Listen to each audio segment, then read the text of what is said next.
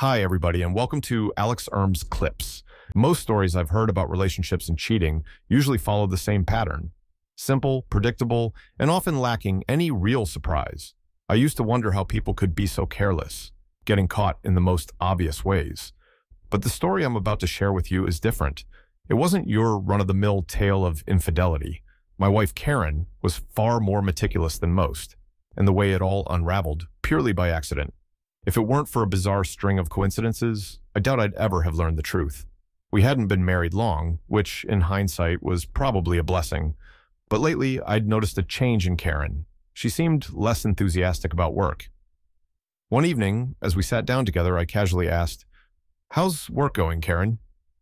She didn't even look up from her phone, scrolling through what looked like endless travel photos on Instagram. "Fine," she replied, a little too quickly. Something about her tone made me dig a little deeper. "Everything all right at the office? How's everyone at work? I mean, you never talk about it anymore." Usually when Karen came home, she would launch into detailed stories about her day, what happened at work, what drama unfolded with her colleagues. Sometimes, even after dinner, she'd call up a friend and they'd gossip for another hour or so, dissecting every little thing. But lately, it was like she couldn't be bothered. Total radio silence. And then, as if she'd been waiting for the right moment to drop the bomb, Karen sighed and said, "I've decided to quit." I was caught off guard. "Quit? Like completely?" "Yeah," she nodded, still glued to her phone, now scrolling through photos of some beach that looked nothing like the gray city outside our window. I sat down beside her. "Where do you plan on working next? Have you thought about that?" She sighed again, this time more heavily. "I don't know. We'll see." I didn't push it. I figured it was just one of those rough patches. Maybe she needed time to figure things out. But little did I know, the conversation would mark the beginning of something much bigger. It was, in fact, the beginning of the end, the turning point that would eventually lead to our divorce. The next day, she came home with a huge smile plastered across her face. "Guess what? I finally quit." I tried to match her energy, but my reply came out a little flat. "Well, it's your call." Weeks went by. She wasn't working. She wasn't even looking for work. At first, I let it slide, thinking she just needed a break. But our apartment was small. We didn't have any kids, and honestly, there wasn't much in the way of housework. We ate out most days during the work, so it wasn't like she was buried in domestic tasks. The more time passed, the more I started to feel irritated. I started to worry. "Hey, Karen, have you thought about maybe finding a part-time job or, something just to keep busy?" I tried to sound casual, but my frustration must have crept through. She barely looked up. "Actually, I already found a side gig," she said, her eyes still glued to her phone. That caught me by surprise. "Really? Doing what?" "Translations," she said, her tone dismissive. "It's freelance, online from home." "Okay," I said, trying to keep my tone light. But something didn't sit right with me. I didn't push further, though. I left for work, hoping my gut feeling was wrong. A month and a half went by, and something strange started happening. Karen stopped asking me for money. At first, it was small things. She didn't need cash for coffee or groceries. Then, out of nowhere, she bought herself a new, expensive smartphone. A week later, she was wearing a shiny new necklace I hadn't seen before. "Wow, translations must pay better than I thought," I joked one evening, glancing at her new phone. "I mean, when did freelance work start covering luxury accessories?" She didn't even flinch. "Good translations aren't cheap," she replied with a shrug, completely unfazed. Her answer was so quick and casual, I almost believed her. Almost. But as much as I wanted to trust her, the changes were too dramatic to ignore. She was getting wealthier by the day, and it wasn't adding up. So, like so many others in this situation, I decided to snoop. One night, while she was in the shower, I made my move. I grabbed her phone, but it was locked with a fingerprint scanner. I couldn't get in. At first, I brushed it off. I mean, my phone was locked the same way, so it didn't seem too suspicious. But the next day, I thought I'd test the waters. "Hey, can I borrow your phone for a sec? Mine's dead, and I need to check something real quick." Without even hesitating, she handed it over and unlocked it for me. I scrolled through, trying not to be too obvious, but there was nothing there. No suspicious texts, no strange apps, Nothing. I felt a little foolish, but I wasn't ready to give up. If there was anything worth finding, it would be on her laptop. If that was clean, I'd be out of ideas. That night after dinner, I waited for her to head to the shower. I opened her laptop, but instead of the desktop screen, I was greeted by a password prompt.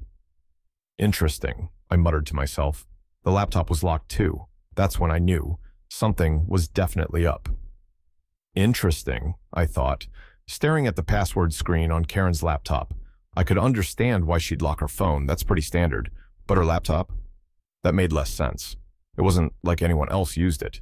It just sat there at home with her all day. And come on, translating documents didn't exactly require high-level security. I've got to get into that laptop, I decided. Later that evening, I casually asked her, "Hey, do you have a password on your computer too?" "Yeah, but it's a simple one," she replied, her tone light but cautious. "Why do you ask?" I thought quickly. If I pressed too hard, she might get suspicious. "Oh, I just didn't feel like booting up the desktop. Wanted to watch a movie, that's all." Her eyes flickered slightly, but she shrugged it off. "I forgot the password, but it's written down somewhere. I'll find it for you tomorrow." I didn't buy it for a second. Forgot it? Really? The next day, she found the password just as promised. I doubted she had ever forgotten it, but I played along. When I finally logged in, I scoured the laptop looking for anything suspicious. But to my frustration, there was nothing. No strange emails, no weird documents, nothing out of place at all. At least, not yet. But, like they say, the truth has a way of revealing itself, sometimes when you least expect it. One evening, we went out for a nice dinner. We hadn't been to a fancy restaurant in a while, and it felt like a good chance to relax and reconnect. Everything was going fine until the check arrived. "How about we split the bill?" Karen suggested casually. I raised an eyebrow, surprised. "Split the bill? Since when do we do that?"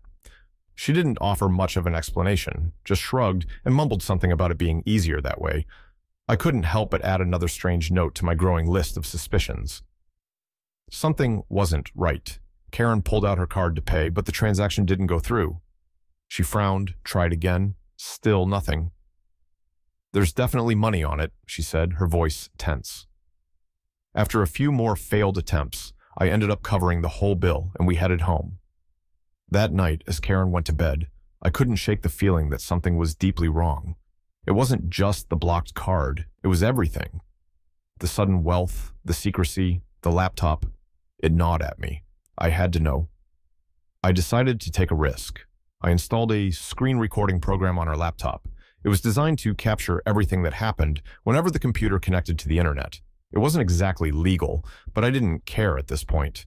The truth was more important than the method. The next day, Karen told me she was heading to the bank to get her card unblocked. When she came back, she said they'd resolved the issue, claiming it was just a technical glitch. But I wasn't convinced. After she left, I went to the bank myself.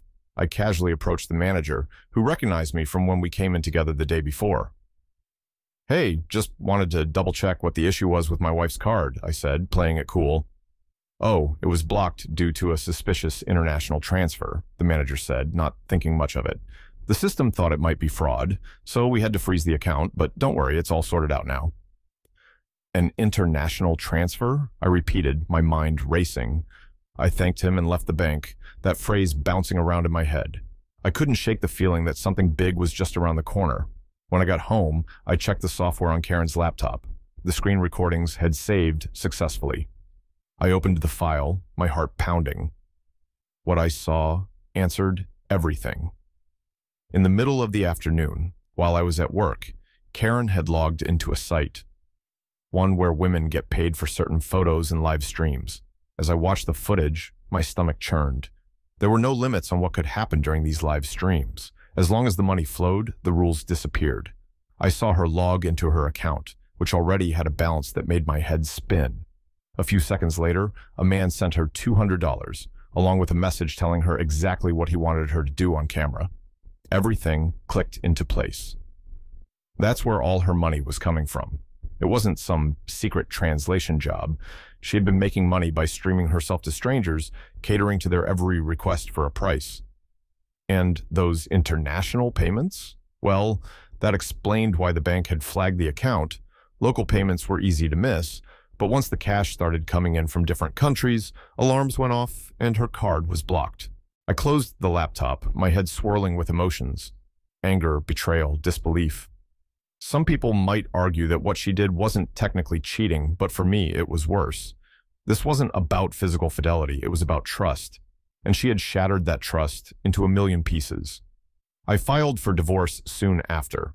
The way I see it, relationships have boundaries, and once those are crossed, there's no going back. You can try to repair things, but the cracks remain. And when trust dies, the relationship is already dead. So, dear friends, if you're enjoying these stories, please give this video a thumbs up. And don't forget to hit that subscribe button for more juicy relationship tales. Thanks for your support.